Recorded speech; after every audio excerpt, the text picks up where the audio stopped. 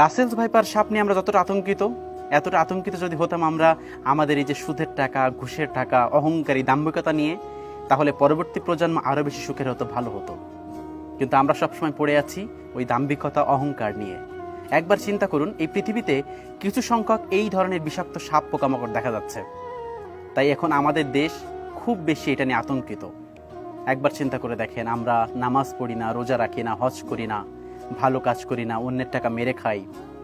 আপনি চলে যাওয়ার পর এর থেকে কোটি কোটি সাপের সাথে দেখা হতে পারে, তখন কি হবে? কখনো কি রিয়েলাইজ করছেন, কখনো ভেবে দেখছেন? জীবনটা আসলে খুব সামান্য, ছোট্ট, কয়েকদিনের। আমরা সামান্য এই রাসেলস ভাইপার সাপ পৃথিবীতে আছে, বাংলাদেশে আছে, খুবই আতঙ্কিত হচ্ছি। এখন আপনাদের এটা সাবধান হওয়া উচিত।